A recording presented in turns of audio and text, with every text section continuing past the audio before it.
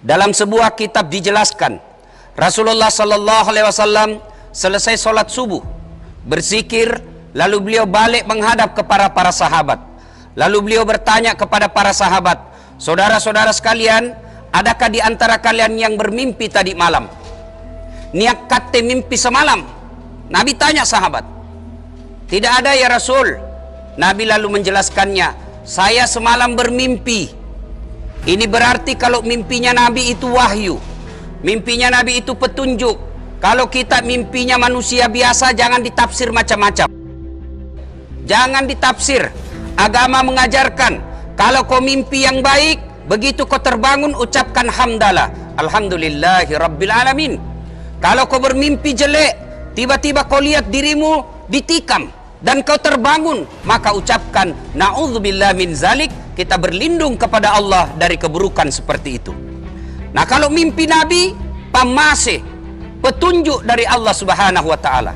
Nabi lalu menjelaskan, "Semalam saya diperlihatkan oleh Allah, saya dibawa jalan-jalan masuk ke dalam surga, dan di dalam surga Allah memperlihatkan saya.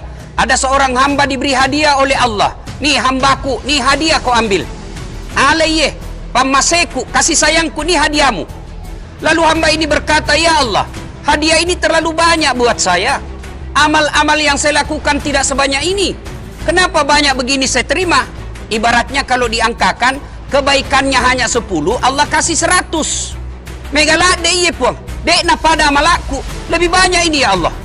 Allah berfirman, "Wahai hambaku, ketahuilah, itulah doa-doamu yang tidak kukabulkan ketika kau hidup di dunia, karena saya tahu apa yang kau minta tidak mampu kau pikul waktu ada kau di dunia, baru saya kasih itu permintaanmu sekarang." Sidang Jumat yang saya muliakan, kisah singkat ini banyak makna yang ada bisa kita petik di dalamnya. Bahwa satu, berdoalah kepada Allah Subhanahu wa taala. Senjata kita orang beriman adalah doa. Di musim pandemik seperti ini, 3 bulan kita tidak bisa ke rumah saja, tidak bisa kita keluar. Kalau 3 bulan mungkin masih kita tahan, tapi kalau sampai setahun, mana bisa kita tidak keluar rumah. Maka kita keluar rumah dengan catatan, tetap ikuti protap kesehatan. Seluruh pakar kesehatan berpendapat, pakar di bidang virus, virus ini hanya masuk di 3 pintu. 3 aja pintu masuknya, hidung, mulut, mata. Selama ini aman 3 pintu, mata, hidung, mulut, insya Allah. Bagaimana cara mengamankan kita dari 3 pintu ini? Pemerintah menganjurkan kepada kita, dan itu juga dibenarkan oleh ulama. Nggak usah cemas soal berkata, nggak sah sholatmu kalau pakai masker. Nek pawang ko. Jangankan pakai masker, sholat Jumat saja boleh tidak tiadakan kalau memang itu darurat, apalagi pakai masker. Tapi sayang, 1000 sayang, saya panik tadi sampai saya terlambat turun dari mobil karena saya lihat lebih banyak tidak pakai masker. Apa kita takut mati? Bukan kita takut mati. Yang saya khawatirkan Bapak tidak punya oleh-oleh untuk mati. Semua kita pasti mati. Mau ki kemana? Pasti mati ki. Yang saya cemaskan, siap maki itu untuk mati? Apa bekal kita menghadapi kematian? Jumat saja kita datang. Jopo yang paling terlambat datang, paling cepat pulang. Orang khotbah dia tidur. Kau mau menghadap kepada Allah dengan modal seperti itu?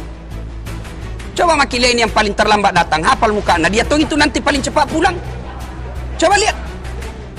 Dan Jumat-Jumat dia lakukan. Jumat-Jumat dia lakukan. Kita mau masuk surga, kita mau hidup baik, kita mau dagang bagus, kita mau punya rumah tangga bahagia, tapi selalu kita terlambat sholat Jumat. Apa modal tak? 5 waktu tidak, subuh lebih-lebih, Jumat saja yang sekali sepekan, paling terlambat datang, paling cepat pulang. Selesai dikasih tahu begitu, dinasehati, apa nak-anak? Naknya punya urusan, mau masuk surga, mau masuk neraka, urusanku Ustaz.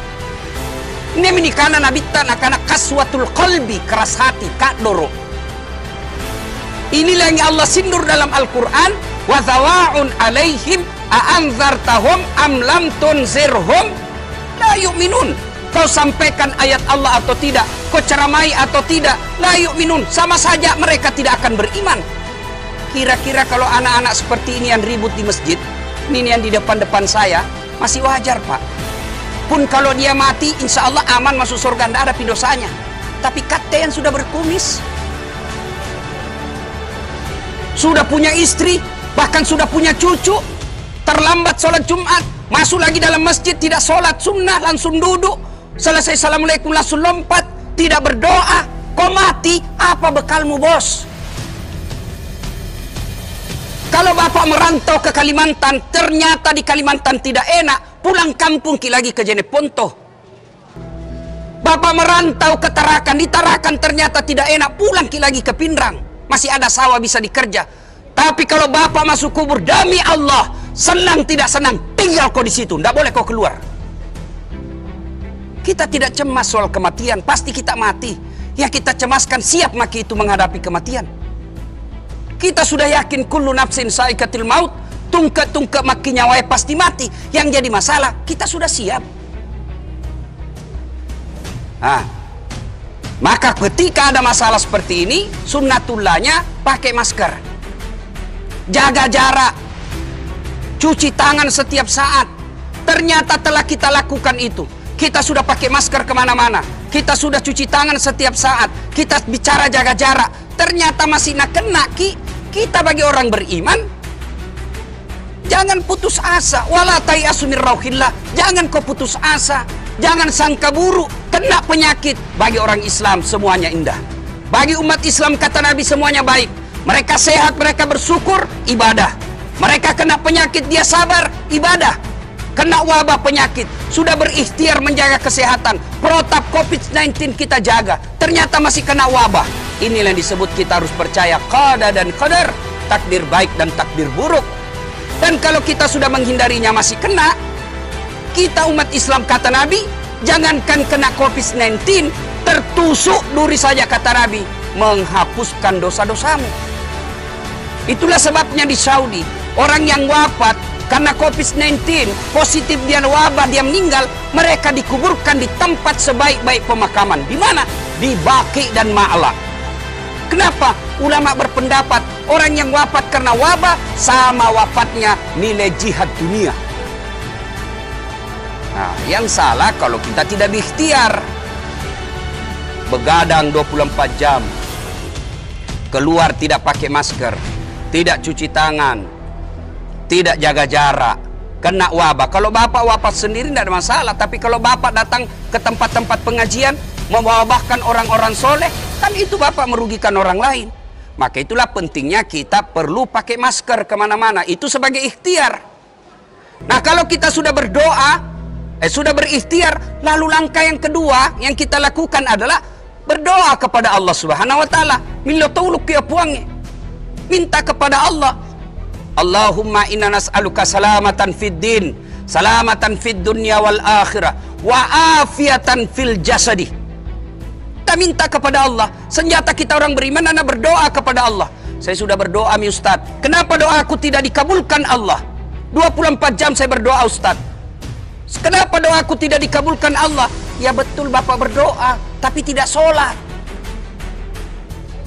Kalau bapak berdoa, 5 waktu berdoa, setiap asan bapak berdoa, tapi tidak sholat, tidak bakal sampai itu doa. Kenapa? As-sholat miftahul khair. Sholat itu kunci kebaikan. Berarti kalau tidak sholat, tidak ada kunci kebaikan. Saya sampai sekarang Pak, setiap ceramah bahal sholat, tidak masuk di akalku kalau ada orang tidak sholat. Puasana tahu 30 hari, tidak ada kalana, tapi tidak sambayang. Tekan mah cerita anak. Nanya sambayang bos, barcode. Ini adik-adik di milenial kan tahu itu namanya barcode. Coba kalau bapak beli alat elektronik, nyak ngaseng itu barcode-nya, di scan. Barcode itu nanti tanda keislaman kita. Sholat itu adalah barcode keislaman kita. Begitu bapak mengaku Islam, mana barcode-nya? Di scan. Oh lobe-lobe ki. Muncul tidak muncul hari Jumat saja dia datang itu. Sholat. Biar bapak berdoa, tapi kalau tidak sholat, tidak bakal sampai doanya.